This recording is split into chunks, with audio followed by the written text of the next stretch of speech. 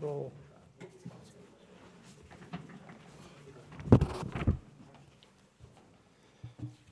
Good evening, everyone, and thank you for attending the regular council meeting of the City of Prospect Heights. We're located at 8 North Elmhurst Road in Prospect Heights, Illinois. The meeting is beginning at 6:32 p.m. And thank you for attending. We also, a lot of people don't know, but we also have Comcast, WOW, Channel 17, and AT&T UVerse, Channel 99, that records our meetings. I don't think they're live yet, but in about 2-3 days, you could go on the public channel and see yourself all over again. Wouldn't that be exciting? You see me, too. So thank you for coming. It is anticipated there will be discussions and considerations of and if so determined, action upon the matters contained in the agenda that we have here. If you didn't get an agenda, there's some right up here that you can help yourself to. So let's call to order the meeting, and a quorum should be present. Can you take the roll call, please? Yes, there. Alderman Williamson. Here. Alderman Messer. Here. Alderman Dolick. Here. Alderman Ludwigson. Here. And I believe Alderman Rosenthal is not present. Thank you. So we do have a quorum. Quorum here is 3 out of the 5 aldermen. We've got 4. So again, thank you all for being here. If you would join me in the Pledge of Allegiance, please rise. I pledge allegiance to the flag of the United States of America and to the republic for which it stands, one nation, under God, indivisible, with liberty and justice for all. Pastor Brad Kruger was to be here, may come later, and we take invocations at any time because we need them. So if he comes later, we'll have it done at that time. Approval of minutes, Joe? Thank you, Mr. Mayor. First item of business is approval of the minutes of the November 13th regular workshop meeting. Are there any additions or corrections? And if not, we'll entertain a motion to approve the minutes. Motion to approve. Second. Thank you. All those in favor say aye. Aye. Aye. Thank you. We have no presentations, no appointments, confirmations. Do we have any citizen concerns or comments? We do not. Okay. Staff, elected officials, and commission reports. We do have a report and a request for authorization from Finance Director Mike Ducharme. Discussion regarding request for authorization to begin refunding process for Special Service Area Number 6. Briefly, back in October, I had received an analysis from Spear Financial proposing an opportunity for an advance refunding of Special Service Area Number 6 bonds. Potential savings based on their analysis of anywhere based on current rates of $125,000 to $140,000 over the remaining life. As it turns out, though, in both the Senate and House federal tax bills that are out there right now, after January 1st of 2018, advance refundings would not be allowed anymore.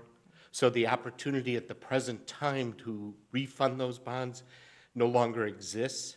However, we are able to refund those bonds 90 days before the call date being December 2018. So 30 days prior, sometime around September of 2018, if rates were favorable, we may want to take another look at this, see what the savings are at the time, and possibly look to refund these bonds then.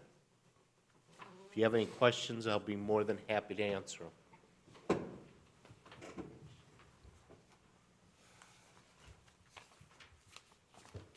Any questions, please? If not, what's the call to do here? Approval? I accept the report. Accept the report. You don't need a vote on that? No. All right, thank you for the report, Michael. Joe?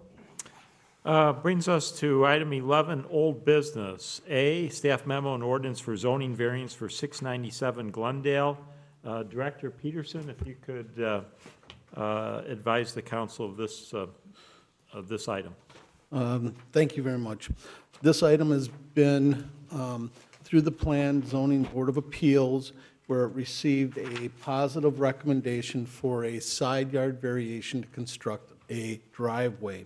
The proposed 720 square foot detached garage met all the requirements to be constructed in the floodplain and was before this body about 6 weeks ago for a first reading. At that time, the applicant requested a continuation of this variation request to have an opportunity to seek a text amendment to allow a tow truck to be parked or stored on his private property with a number of conditions.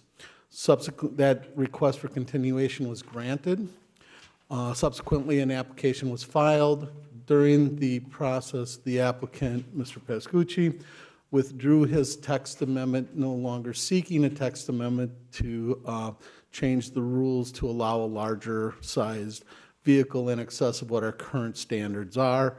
At the same time, as he put in the withdrawal request, he asked that his variation request for the variation for the driveway to allow him the access his rear yard to construct his detached garage move forward, and that brings us here this evening.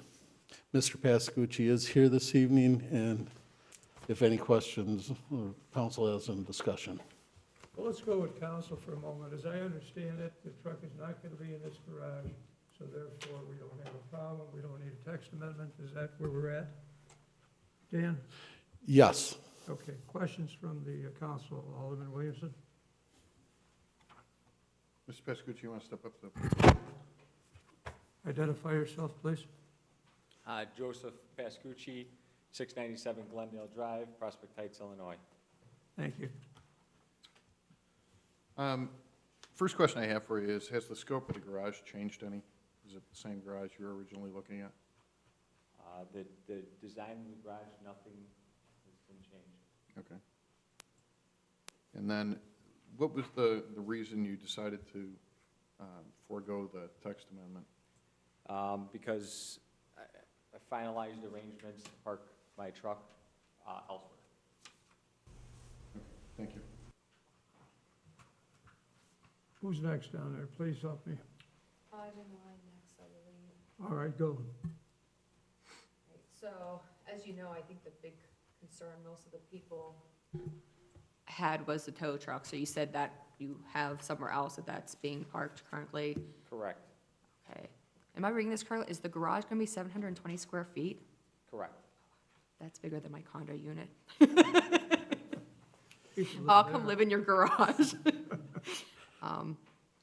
Okay, so I know originally you wanted the variance for the tow truck, so since you're not going to be parking that there anymore, and my understanding from what we heard before is that this is going to be a rather expensive project, can you maybe tell us like why you're still going forward with it, or what you'll be doing with?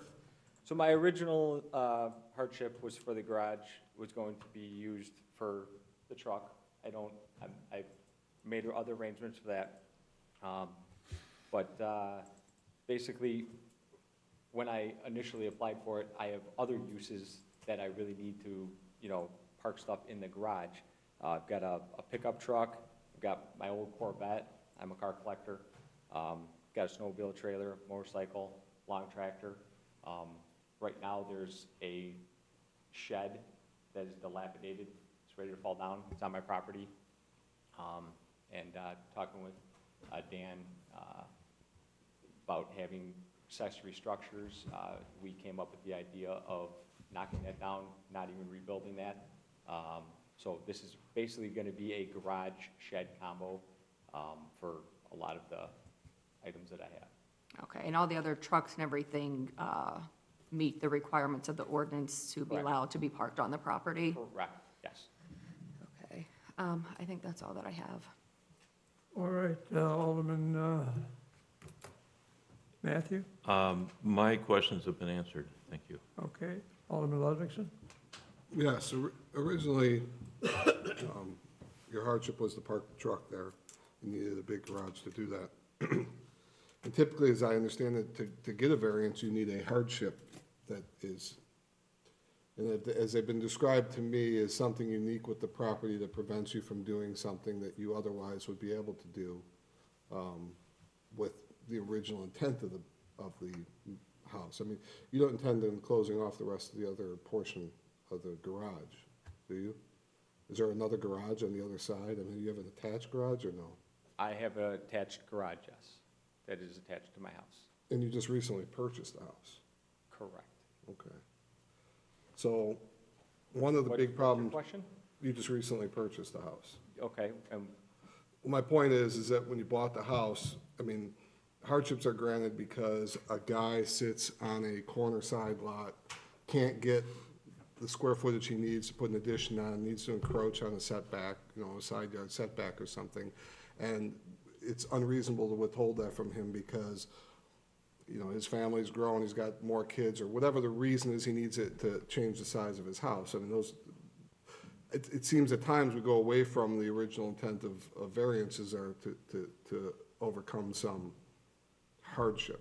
And usually there's a hardship letter. I didn't see a hardship letter in this. Is there one in this packet, Dan? the only variance that I'm going for is the side yard setback for the driveway. Any variance requires a, Well, to build the garage, you have to have a driveway, clearly. And in order for me to get items into the garage, so basically my snowmobile trailer, I don't know if you've ever backed up a trailer on a little tiny narrow area, it's pretty hard to do. So you need that extra, 2 feet or so that when you are maneuvering, you have room to turn so you don't go off onto the grass, I understand. off the driveway, and that's the need for a 12-foot driveway, which is a normal size driveway. It's not like an excessive oversized driveway or anything. but one thing you are doing, and you're not familiar with this because this was a couple of years ago, we had an issue with a resident in my ward that had a similar situation where they went 1 foot off the lot line with a driveway, and that became like a totally different grade. It was almost like it was a built-up, wall, and we were going to try and move away from that. What is? I don't see you don't have the, what do they call those? The topographical. A grading plan with a cross section. Correct. Grading plan with a cross There is one. And there's a curb along the edge of the drive, because we had to do a. I.e. the transition wall. to meet- No. No? To meet the Okay. adjacent neighbors, because we're lowering the drive to provide compensatory. So you're lower than the neighbor? Correct. So 1 foot over from the lot line is actually higher than the level of your driveway? 2 foot over. 2 foot over, Yeah, so, drive- so you drive actually, 2 foot off. there'll be a hill going from your driveway up to the other lot, is what you're saying. No, but the adjacent property owner, our drive will be lower than the adjacent property. Excuse me, Mark, can you step up to the microphone, please? Good evening, my name is Mark Toberman, Norman J. Toberman Associates, civil engineer. We prepared a grading plan that's been reviewed by your consulting engineer. One of the requirements. Just to stop you real quick, I get it, it's to code, I mean, that we Yeah. don't, that's something that I talked to Dan that we need to work on, because you'll see it throughout town, these houses that are up on basically raised lots. So I just was curious as to what that difference is. I don't need to know if it's what it's our code or not, because it probably is, but I'm just curious. The reason is the driveway compensatory storage for the property's been provided for the additional impervious area. The driveway is lower than the adjacent property. So in fact, water from his property the vacant lot to the west would flow onto his driveway and then drain all the way to the rear towards the back, towards the McDonald Creek. Okay. So it's not like we're building it up 2 foot and then there's a drop off. Right, but it's difficult when you have 1 foot between you and the neighbor. It's just Yeah, a tight boundary. Correct, there is a grade difference, and we put a curb along the edge of the drive. Okay. to meet Okay. code. We So you're saying too that you wouldn't You would never drive that truck home. Even to park in your driveway to come home and grab a bite to eat at lunchtime or, Nope. no? And I have no plans to park the tow truck in this garage. you're aware that it's not allowed? You Correct. know that. Yep. And my hardship, you asked me a question about my hardship. The garage is offset off the driveway, so you need that extra, like I was saying, when I'm backing up my trailer into my garage, you need that extra couple feet to cut it, because it's, if you look at the plans, it's offset on an angle. So you have to have that room in order to cut your wheel, in order to back in or out. Joe, a snowmobile trailer doesn't constitute a hardship. Doesn't count. It doesn't constitute a hardship. Just saying. Well, I'm just letting you It's not know. I put mean, my it- garage, so at the end of the day, you know, backing in and out, whether it's a long, you know, pickup truck or something like that, distance, you need that extra foot or two in order to cut the wheel. Pickup trucks aren't, you know, tiny, they're a little bit longer. You have a four-door pickup truck, a little bit longer vehicle. Okay, but you also have a second garage, they could park that pickup truck in as well. My pickup truck does not fit in my second garage. It's kind of short.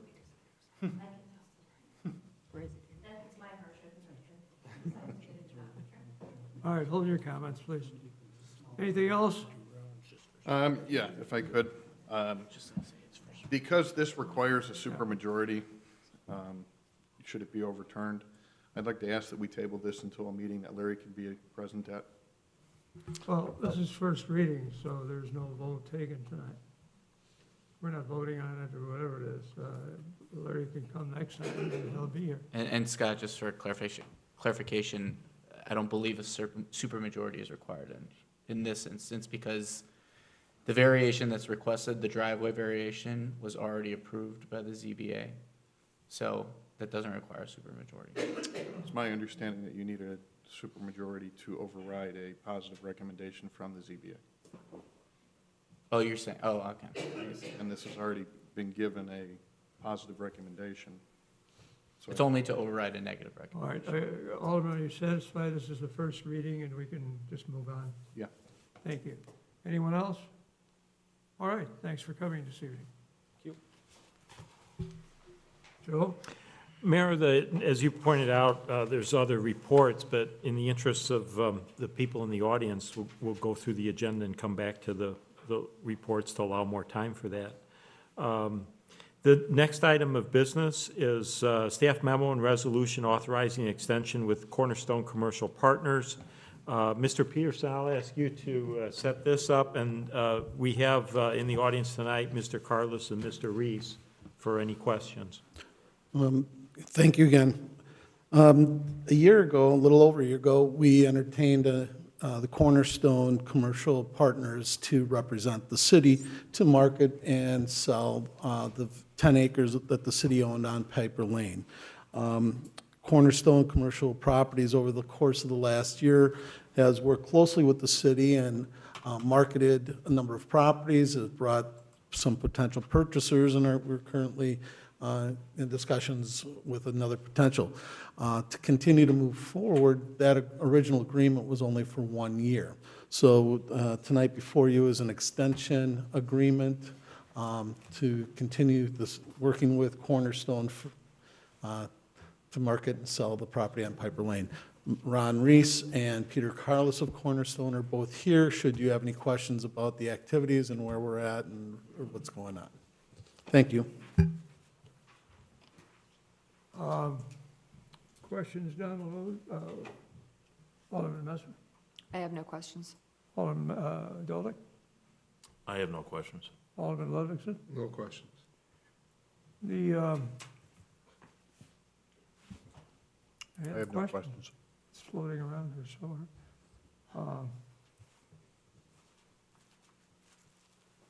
Something that struck me that you said, and now it's striking me. So let's move on. Oh, I think it's well worth mentioning that the McShane deal is hot and heavy, and I'm pleased that the work you guys have done, and I'm pleased that council's in agreement to continue your work. Don't stop, just because we do have kind of a warm or hot, if you will, potential contractor. Thank you. This will need a vote for the resolution. I'll make a motion, we approve the resolution to extend the contract. Second, please. Second. Any further comments? If not, roll call, please. Alderman Williamson. Aye. Alderman Messer. Aye. Alderman Dolick. Aye. Alderman Ludwigson. Aye. Motion passes 4-0. Next.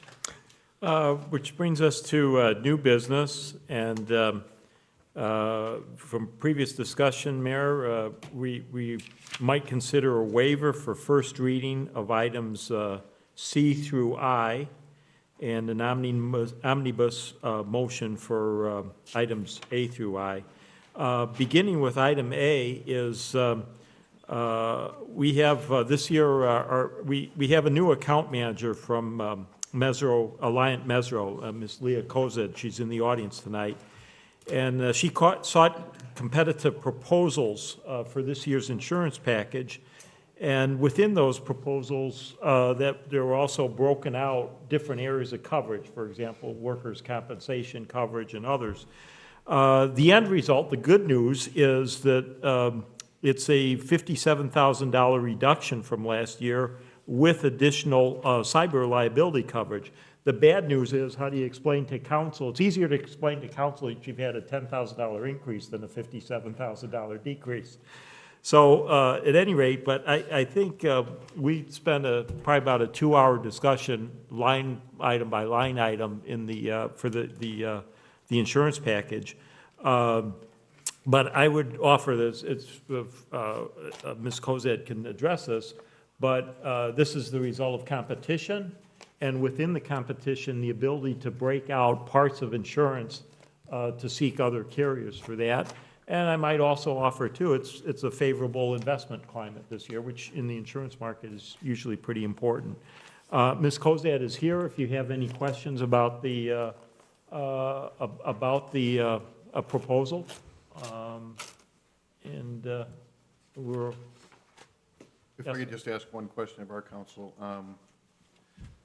This doesn't have any impact on any other pending litigation, correct? Correct. Thank you. All right, well, we're well ahead of the game, I think. That's 57,000, so that's good news.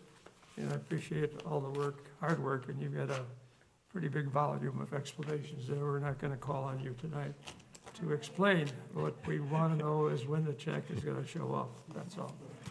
I didn't mean to scare you off with the 2-hour review. She can also collapse it if you'd like, but it's, I think we're good. there's a lot of detail to it. It's, Mr. Mayor? yes, sir. Just want to make sure, last time I don't know if it was last year, if it was before that, Tressler's insurance practice looked at the changes. Are there any changes to, like the limits or coverages? I mean, if we're breaking this out and going to different carriers now, we're not obviously just renewing the same thing as is. Is there anything that's different? I mean, we could probably cut our insurance $100,000 if we would take a $100,000 deductible instead of $10,000 deductible. So I just want to make sure that it truly is apples to apples. Yeah. Good evening, I'm Leah Kozad. I am with Alliant Mesro as your insurance broker. To answer your question, we would not propose any reduction in coverage without highlighting that and being very studious about it. The package and property liability with that carrier meets all of the expiring limits and with slight expansion on other coverages. One in particular is that your defense expenses were within the limits. They're now outside the limits, which is definitely a benefit in that your liability limit, for example, might be $1 million per occurrence, which would include defense expenses. That's now, in essence, a separate limit. So the overall end result is expanded coverages for the lower premium. But usually it's not the $1 million claims are far and few between. It's the run-of-the-mill. Right, and once again, a lot of the claims especially with a community this size, you do fall into that expense, defense expenses where a lot of your claim comes from. So it's nice that that's outside your limit. And in the event that there is a claim that is $1 million, it's not, that limit won't be eroded. So you're going to have that, as we like to term it, like a shock loss. You have that one really unusual high limit liability. That 1 million will be there, and then similar to the expiring program, you have an excess layer as well to cover any, once again, a kind of a shock loss that might be above that 1 million mark.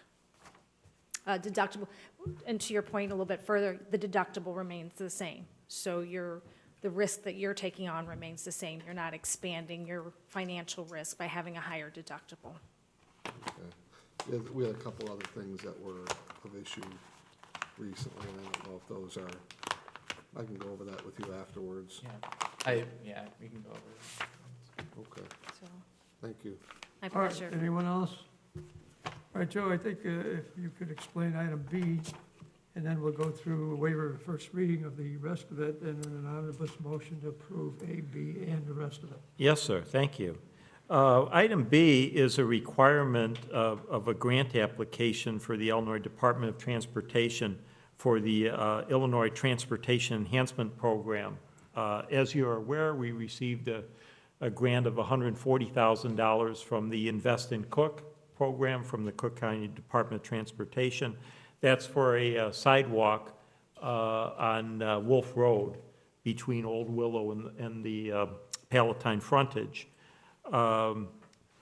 That would only cover a part of it, so staff has also gone out with our grant writer, Todd Kupsick, and we're seeking the possibility of applying for this grant for the balance of the project.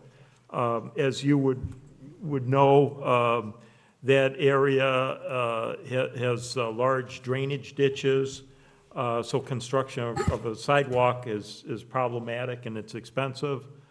It would be a more expensive sidewalk than if it was on level ground, and because of that, we're seeking alternative funding sources. This resolution is a requirement of the grant application, and it shows that the city is committed to the project.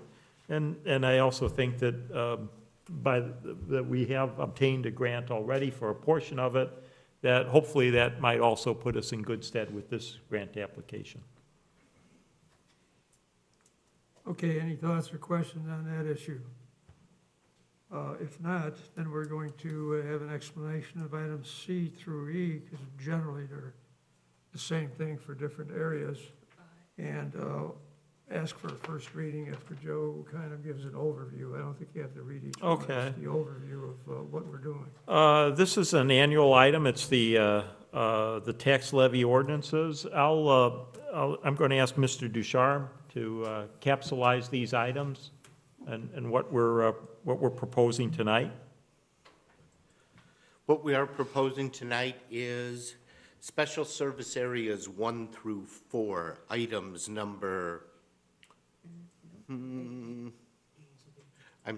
D, E, F, and G are all tax levies that have been reduced to 0 based on the fact that a sanitary sewer fee was previously approved by the board, which meant that these tax levies should be reduced because those taxes used to pay those service fees.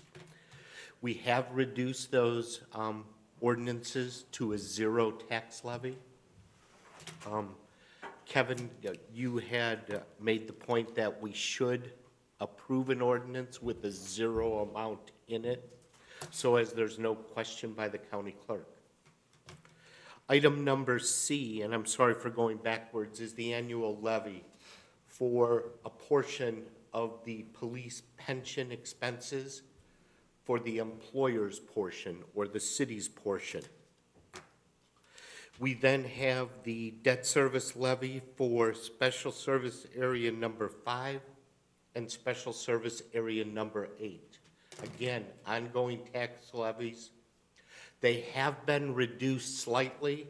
One was due to the note payment of $100,000 a year being paid off so we no longer have to levy for that 100,000.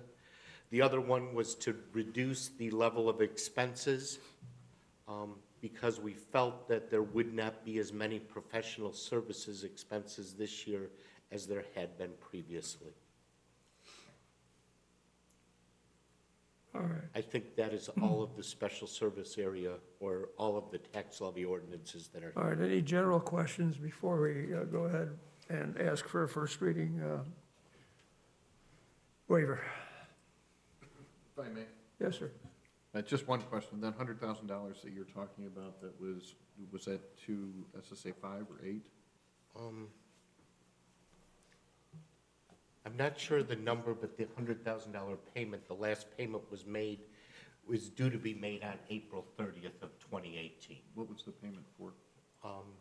I believe it was a note payment for, It gotta be 5, because the levy's only 25,000. This levy's only 25,000. no, it's 125,000, I believe. It was that's the last payment on the internally borrowed money to purchase the land for the SSA. Gotcha. Thank you. Okay, thank you. No more questions. Anyone else? Quick question. Yes, sir, go ahead. This doesn't have, we don't have SSA 6 on here. Do we not need to do that one, or is that automatic? I think SSA number 6, as well as the road bonds, are levied by referendum. In the past, when I looked, there wasn't a previously adopted ordinance for those. I think it's done just by the referendum that was in place.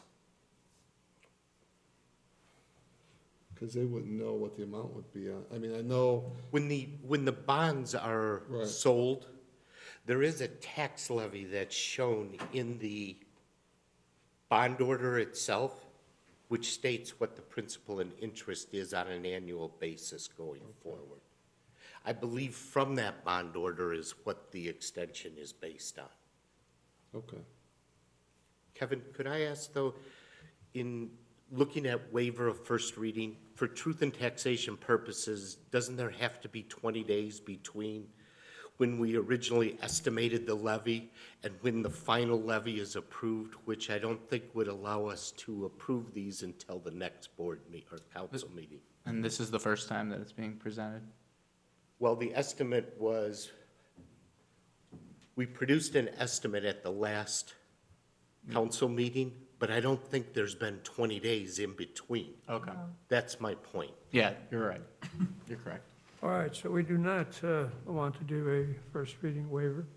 Any other questions? Being a first reading, there's really nothing else required as far as voting or talking about if you're done talking.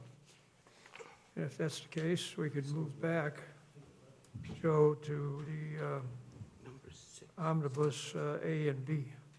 Certainly. Any questions or comments on these items? Consideration of a motion for approval of items A and B?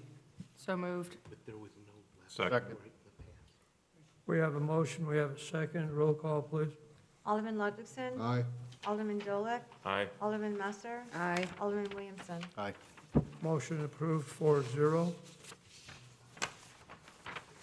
And we're down to 13, I believe. And we can go back to reports for staff and elected officials. Okay, Reports? there are no other presentations or discussions. Um, Where are we starting? Oh, yeah. Is there anyone else here that is presenting something or talking about something? What is your topic? I'm with Congressman Brad Center's office. Are you just sitting in, or you'd like to say a few words? If possible, I can say a few words. All right, then you'll have to wait. Okay. No, it'll just be a minute. We want to run down the staff, we don't want to run down the staff. We want to hear from the staff as to anything that's come up in their minds that they want answers to. Joe, go ahead. Maybe start with Alderman Williamson, elected officials, reports. All right, thank you. I hope everybody had a great Thanksgiving. Last Saturday night, I attended the The tree lighting, I'd like to say thank you to everybody that was involved in that. Wendy, I know you were heavily involved in that. It came off great. So thank you, and Mayor, you did an excellent job of directing traffic over there and making sure everybody had a good time, so. What about my singing? Was incredible. But thank you to all. It was really a nice event. All right, thank you. Moving on. I have no report. I just wanted to remind everyone that on Saturday, December 2nd, from 10 a.m. to 2 p.m. at the Old Orchard Country Club is our second annual water forum. It's hosted by the Prospect Heights Water Committee. We welcome all residents. It's a great opportunity to be able to discuss your well water issues and talk to various representatives who can assist you, and also to discuss issues regarding lake water and formations of special service areas. It was a great forum last year, and it's going to be even a better forum this year. So we all look forward to it, and we all welcome you and hope that you'll attend. Thank you, Alderman Dolick. I have no report. Alderman Ludwigson. No report. I have a question. CEA is holding their Christmas event. I have it down for 2 days, so that's a big party for me, I guess. But anybody know when that is? It's Thursday the 7th. That's Thursday the 7th. 5 to 7, 8. right. Thursday the 7th, 5 to 8, and where is it? At Al Gowers. At Al Gowers. So remember that. I can't push free drinks, but there'll be free hors d'oeuvres and other things, probably a cash bar, I would think. So if you can make it, please come. We'd like to see the representation, so our brother company doesn't overwhelm us like they usually do with attendance and everything else. Rich is in the wings. Which is what? Rich Tibbetts. Rich Tibbetts is here? He's in the house. Oh, he's usually behind the mirror. Yes, sir, come on up. Thank you, Joe. Thank you. We have a DVD available of the mayor's vocalization at the tree lighting. They're 15 cents a copy, right? And you're going to pay them, right? You couldn't sell more, right? Instead. No, anyway. I have a written memo I'd like to read to the council. I'll deliver it by email also after this, but I just wanted to read this to everybody at one time. I'd like to bring up an issue that has been a stumbling block for Prospect Heights for many years. That issue is home rule. I thought that speaking to you all during a council meeting would be more effective than by sending out an email or trying to talk to each of you one at a time. The last time that the city council placed this question before Prospect Heights voters was in 2012. That's 5 years ago. I believe that that was the second or third time this matter had been brought up as a means of shifting the control of our local governing needs from the generalized state rules back to our local community. As we in government all know, home rule is not some draconian method of increasing taxes for our residents. It is actually just the opposite, whereby we at the local level can assign fees and taxes directly to the users of city services, whether they be Prospect Heights residents or non-residents. Having the flexibility to generate revenues that directly correlate to certain activities and expenses of the city can relieve our reliance on state income taxes and the sale of vehicle stickers, which in my view is a very inefficient activity of the city. And in fact, it's an easy argument that it's really an unfair revenue generator. In addition, now that the state has demonstrated its willingness to cut our share of the local government distributive fund to the tune of $160,000, it stands to reason that the state may actually do that again. As Alderman Ludwigson has mentioned on a few occasions, the times that we live in now may be the good times relative to what we experienced just a few years ago. Inflation is low, interest rates are low, unemployment is low, wages are steady, and tax revenues are relatively strong. But as we look at our budgets here in Prospect Heights, it wouldn't take much for us to suffer another downturn. We need to look ahead. We need to look ahead to the possibility and prepare in every way possible. And we need to be smart about the realities of our economy and understand that many things are cyclical. We need to educate ourselves. We need to educate our residents to share a mutual understanding of why home rule is important for our future. I hope you will agree with me, and I urge you to consider placing this question before voters this spring. If you choose to do so, be prepared to promote this important tool as a positive change to our ability to control our own destiny through every channel of communication we have, and to hold town hall meetings that will allow residents to become familiar with the power and limitations of home rule. I will help that process along in any way possible because as your city treasurer, I believe it is the right thing to do for the future of our city, and I believe it is the right time for this to be approved by our voters. Thank you for your attention. Thank you. I'd just like to make a quick comment on that. Since the last time we went for home rule, and it's been, I don't know how many times. Three. Too many to count. But something has changed, which we've lost out on since video gaming has come into place. We are unable to regulate that because we are non-home rule. And I did a quick calculation to what neighboring towns are able to charge for that video gaming, and being that we have an abundance of video gaming locations, we're losing out on $100,000 plus of money only because we're not home rule. There's no other way to get that authority to do that. We can beat our heads against the wall and go down to Springfield and say, change video gaming and remove the home rule. What would that be called? Preemption on it? Never gonna do it. It's never gonna happen for us because we're in the minority of towns that are non-home rule. But everybody who comes to town goes to video gaming, puts all that, tens of millions. It's more than that. It is, you would not believe how much money is spent on video gaming in Prospect Heights. And we're missing out on about $100,000 a year worth of revenue because we're not home rule. And over, it adds up, 100,000 here, 100,000 there. Over time, it's $1 million that we can't get back.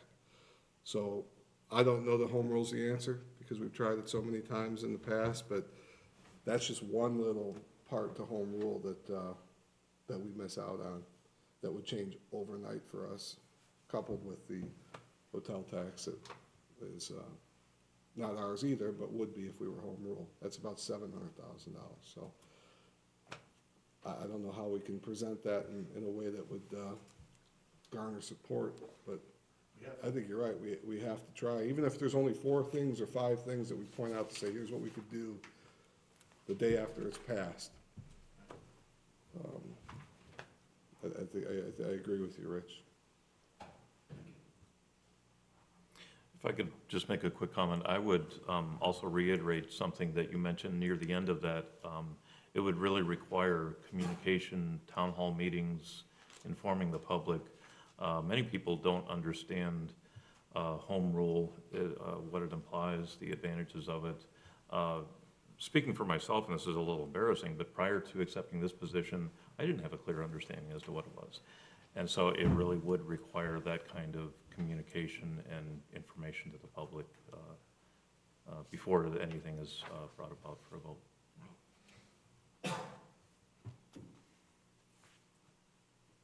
All right, anything else? Let's get our learned representative up here. Thank you, Mayor, and members of the aldermen, excuse me. And everyone's spread out, so it's hard to see where everyone is. But so far, you guys are in the running for fastest council meeting. Morgan Grove, they were at 57 minutes, so you guys are doing really good. Just wanted to say hello. I'm with Congressman Brad Schneider's office. We represent the 10th district. And last I checked, you have about 10,000 residents, so maybe 2/3 of the city in the 10th district. The rest would probably be in either Jan Schakowsky and maybe a little bit in Raj's district in the 8th. So all of us, we basically do a lot of casework and constituent services. I joke with constituents that you should not pay those expedited passport fees and whatever, $100, $200, and instead call us. We can help you with your passport.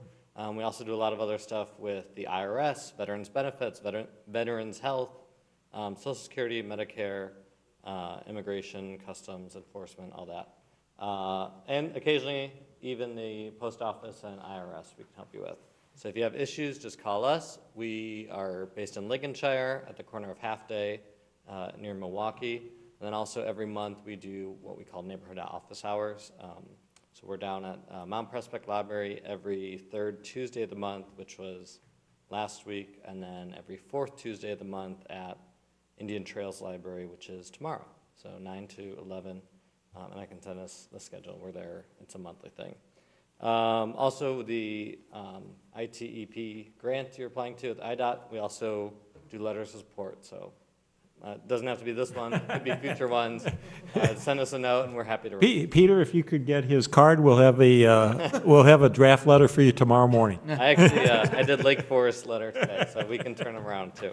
And Thank you. We're just here to help. Timely Yes, for you very to come good. tonight. Thank you. Thank you, Mayor. Thank you. Thanks for coming out. Staff reports, Chief Stefan. Fresh back from vacation, no report right now.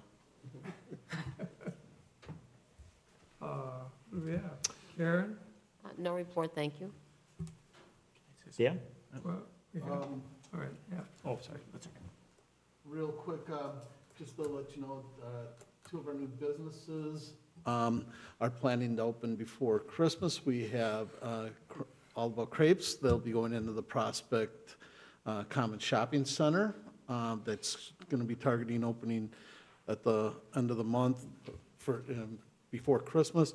And then we have Elsie's is on schedule to open up by the end of the year. So those will be two of the newest businesses coming in. One you're very familiar with, the other one didn't need to get a restaurant because of the PUD status at Prospect Crossing.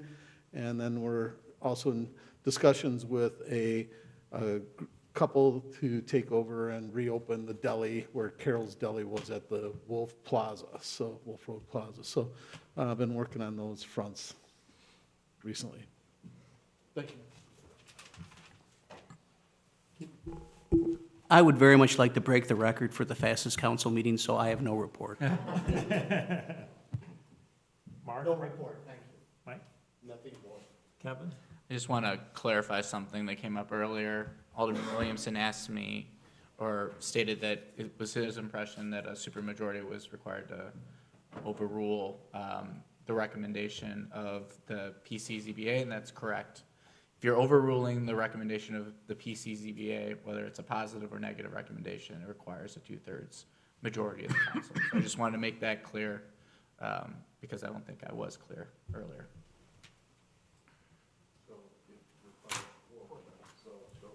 Correct.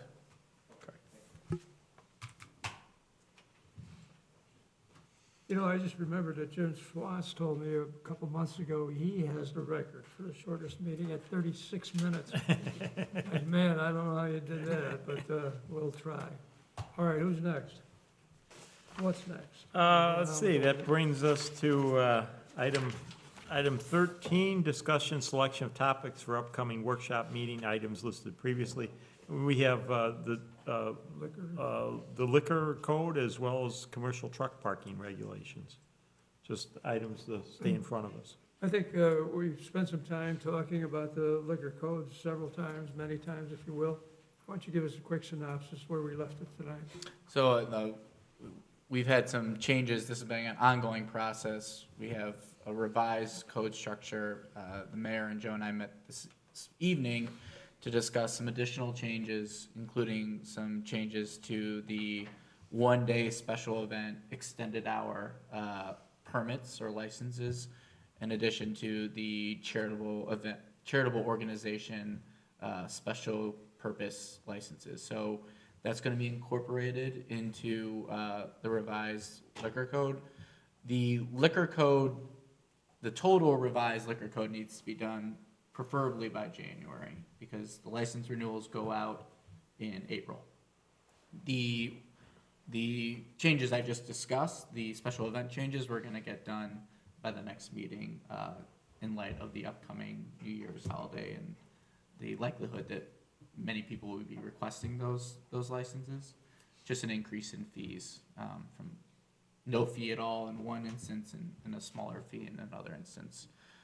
So look for that change at the next meeting, and then the revisions to the general total revision of the liquor code as well. Questions, anyone? Okay, what else were we gonna discuss? Any items, Mr. Peterson, commercial truck parking regulations is scheduled for upcoming Planning Commission, zoning board? Yes, and per the discussion at the last council meeting, an article has been prepared for the upcoming newsletter, which will go out to all the residential properties outlining the proposed changes that were presented here. In keeping with that, our next PZBA meeting in which this will be heard, the text amendment, is the January 27th, the Thursday, fourth Thursday of the month. So there'll be other opportunities. We'll have drafts of the proposed changes out for anybody who's interested. And then the meeting will be, a presentation will be made at the council meeting or at the PZBA, and then recommendation will come forward to the council for the first meeting in February. Are we adding anything to that list now that we've got a couple of them reasonably under control and forthcoming? Anyone? Sir, can we still have discussion of the commercial truck parking regulations at the It's next on the workshop? agenda. Yes. Okay, thank you. So you're not talking about now, you're talking about keeping it on the agenda? No, I'm talking about maintaining it on the agenda. Okay, yeah, that's not a problem. This brings us to item 14, Warrants? warrants. So regular expenses for this period, an amount of $137,159.32. 11/24/2017 payroll posting of $143,506.03. Police pension payments of $52,250.60, and total warrants in the amount of $332,915.95. We have a motion to approve as presented. So moved. Second, please. Second. Roll call, please. Alderman Messer? Aye. Alderman Dolick? Aye. Alderman Ludwigson? Aye. Alderman Williamson? Aye. We have any residents for non-agenda items waiting? Yes, sir, come on up. Good, if you would identify yourself, tell us where you live and what you would like to tell us. Yes, my name is Ronald Pryor, and I live at 1015 East Wildwood Drive. Several months ago at one of the meetings, Alderman Williamson said that they would be talking about the truck parking law. And I just brought a couple of pictures on, I've never paid much attention to it before, but I've brought some pictures on what's been happening. 2 new people have moved into into my area, and this is part. It's a psychedelic truck. Driveway. Now, Okay, if just you a pass top- it around, but I would have made up more, but I was getting low on ink. And this is another that was several days parked in the driveway. And I believe, that trailer is pretty big. So I do hope that you would consider going through with the trailer and work vehicle law that you're going to amend. Excuse me, Dan, we have short-term parking, like for pods, for example. I think they get 2 weeks or 3 weeks. 30 This days. one might qualify for that. That wasn't there for very long, right? This last one. It's Oh, gone. no, that was 3 nights it was there Yeah. parked. Okay. It never moved, it was there. But it's been there a couple of times, that long. Okay. But Dan, we do have questions on that, right? Correct, and if we see them, we notify them of that they're in violation, they have to move. However, sometimes they come and go, and we don't always see it. So, sir, what neighborhood are you in? And I'll make sure that we get out there and take a look. I'm in Country Gardens. Country Garden? Yes. And I've also noticed that, saw a couple of snowplows that pickup trucks push have been parked in driveways. Overnight? Now, I don't know what the law is against that, but I believe a long time ago that they came up with a law saying that you can't leave a snowplow in your driveway. I mean, the big ones. Mr. Pryor, if you want, Dan and I can talk to you for a few minutes after the meeting. Yeah. Oh, They, well, I knew that you two were working on it, but I didn't realize that it was coming up in January to be, if you're going to vote on it. We thank you for coming out tonight, but also I'd encourage you, if you could make it to that January 27th meeting. Yes, I did write the date down to Okay. make sure. And we'll have something in the newsletter about that, but Okay. that's the kind of input that I think that the Plan Commission Zoning Board would be looking for. Good. Well, thank you. Would you like your pictures back? Yes. You're welcome. and I have those pictures if anybody wants. No, I said I have your pictures if anybody wants. And any other resident comments? If not, we do have an executive session, particularly to discuss the police negotiations for wages and benefits. Is there anything else in the executive session that we should note? No, it's just collective bargaining. Collective bargaining, okay. And note that there will be no final action taken after the executive session, so. But you can stay here if you like. All right, thank you for coming. Motion to adjourn. I make a motion, we go into Motion to executive adjourn. session for the purposes of collective bargaining. Second. We have a motion, we have a second, all in favor? Aye. Aye.